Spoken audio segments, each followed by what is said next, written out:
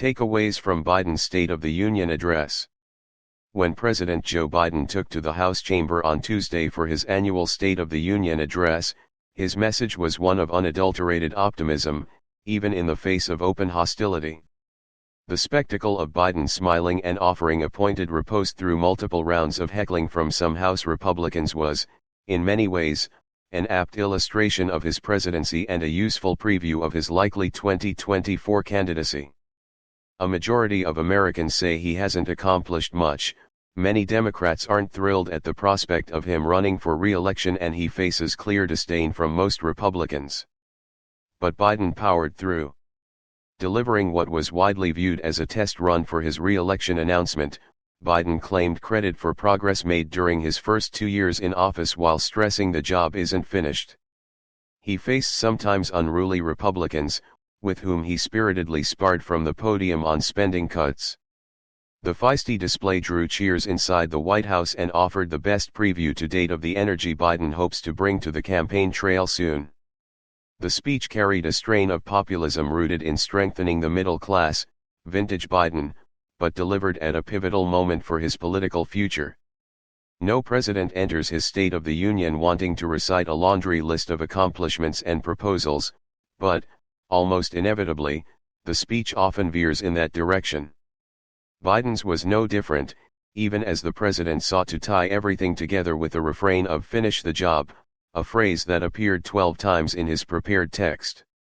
Rather than tout any one accomplishment, however, Biden hoped to address the national mood, one that remains downbeat even as the economy improves and the country attempts to return to normal amid the COVID-19 pandemic.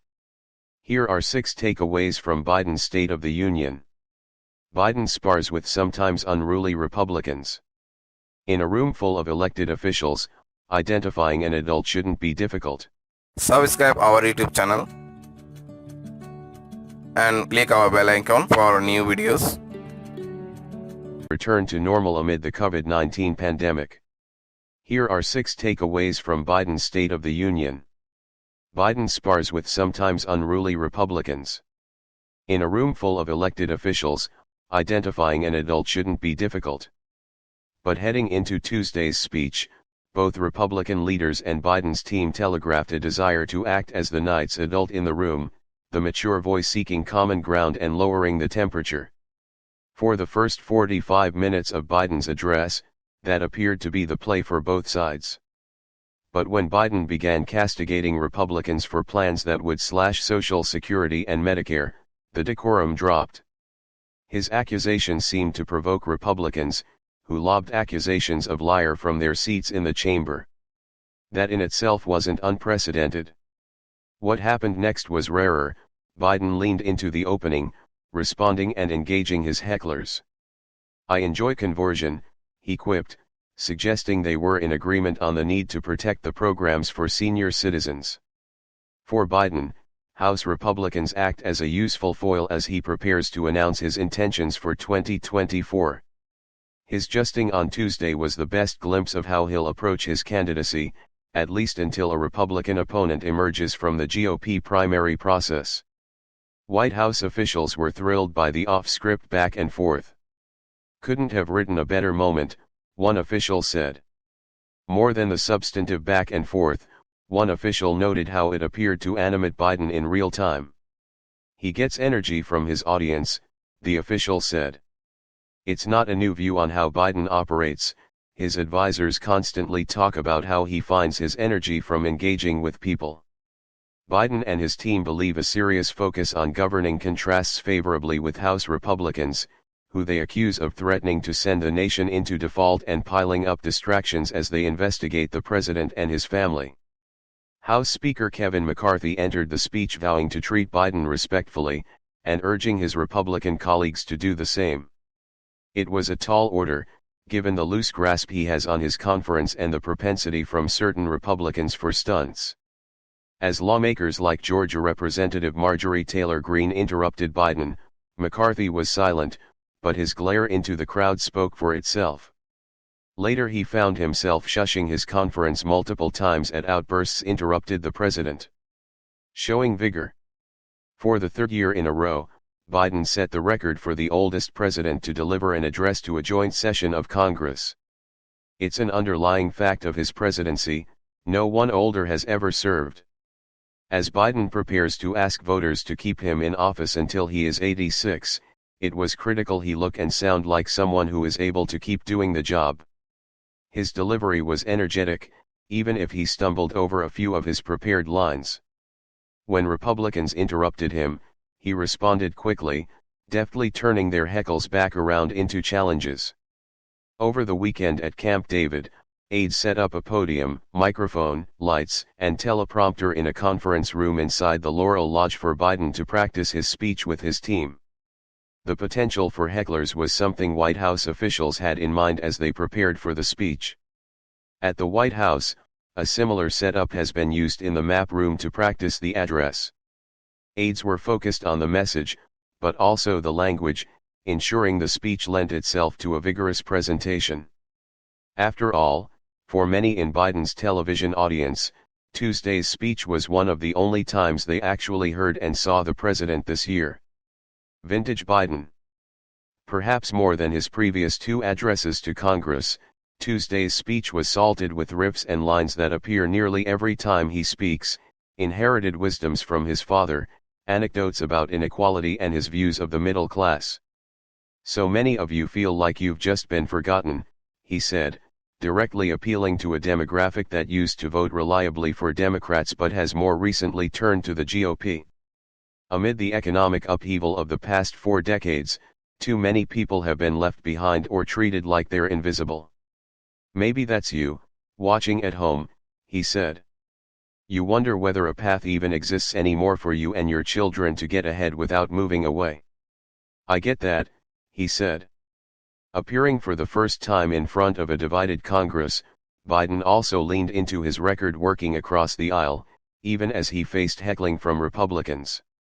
In many ways, both Biden and McCarthy hoped a more mature showing would set the tone for the next 2 years of divided government, even if they remain sharply divided on policy. Mr. Speaker, I don't want to ruin your reputation, but I look forward to working together, Biden said as he launched into his speech. He acknowledged that over the first years of his presidency we disagreed plenty. But he appealed to his political rivals for cooperation. To my Republican friends, if we could work together in the last Congress, there is no reason we can't work together in this Congress as well, he said. Trying to connect. If there is one political conundrum Biden's advisors are urgently working to solve, it is why so many Americans seem to believe he has accomplished so little. By all accounts, Biden has passed large, historic pieces of legislation that could have transformational effects on the U.S. economy. But polls show large majorities aren't feeling them. Biden hoped in his speech to bridge that gap, to demonstrate he cares about what Americans care about and to identify the problems he's looking to fix. His focus on highly specific issues, like eliminating junk fees for consumers or reining in tech companies, are areas the White House believes will resonate with Americans who aren't necessarily attuned to the ins and outs of Washington. At moments, his speech seemed tailor-made for a nation of annoyed consumers, down to annoyances about baggage fees on airlines and fine print on hotel bills. Americans are tired of being played for suckers, he said, listing off the litany of common grievances. But Biden and his team are acutely aware that simply telling people their lives are improving won't cut it, they have to actually feel it. Many of the accomplishments Biden helped pass over the past 2 years are still in the implementation phase, making their effects elusive for now. Biden seemed to acknowledge that when he urged lawmakers to extend a price cap on insulin, a benefit that is still coming into effect. China focus. The furious Republican backlash to Biden's handling of a suspected Chinese spy balloon proved illustrative for many at the White House. China was included in the text of Biden's speech well before the balloon slipped into American airspace. But the incursion, which has generated a diplomatic backlash from China and drawn second-guessing from Republicans, lent new urgency to Biden's message about competing with Beijing. Make no mistake, as we made clear last week, if China threatens our sovereignty, we will act to protect our country. And we did, Biden said in his speech. Biden and his aides believe steps to counter China are one of the rare areas where he could find bipartisan support. He saw some success on that front with the passage of a law boosting U.S. semiconductor production last year. Biden is sensitive to accusations he is weak on China, according to people around him, while still intent on stabilizing the world's most important bilateral relationship. Republicans look to new generation. The GOP's choice to deliver their response to Biden's speech, Arkansas Governor Sarah Huckabee Sanders, is, at 40 years old, the nation's youngest governor. Half the president's age, her selection was a clear choice to contrast a different generation of leaders. In part because she lacked an audience and in part because Biden was energetically provoked by Republicans in his own address, her speech was a far more state affair than the State of the Union. Delivered solemnly from the governor's mansion in Little Rock, the speech was instead a somewhat dark warning against Democratic policies she deemed crazy, a descriptor she used 3 times. The dividing line in America is no longer between right or left, she said. The choice is between normal or crazy. She accused the Biden administration of appearing more interested in woke fantasies than the hard reality Americans face every day and leaned heavily on culture war issues that she claimed her party didn't start and never wanted to fight. And while she cited her tenure as White House press secretary to Donald Trump, she did not rely heavily on her association with the former president. Instead, she appeared to call for a changing of the guard, an appeal for generational change that could apply as much to Democrats and Biden as it could to Republicans and Trump. It's time for a new generation to lead. This is our moment. This is our opportunity, she said. In part because she lacked an audience and in part because Biden was energetically provoked by Republicans in his own address, her speech was a far more state affair than the State of the Union. Delivered solemnly from the governor's mansion in Little Rock, the speech was instead a somewhat dark warning against Democratic policies she deemed crazy, a descriptor she used 3 times.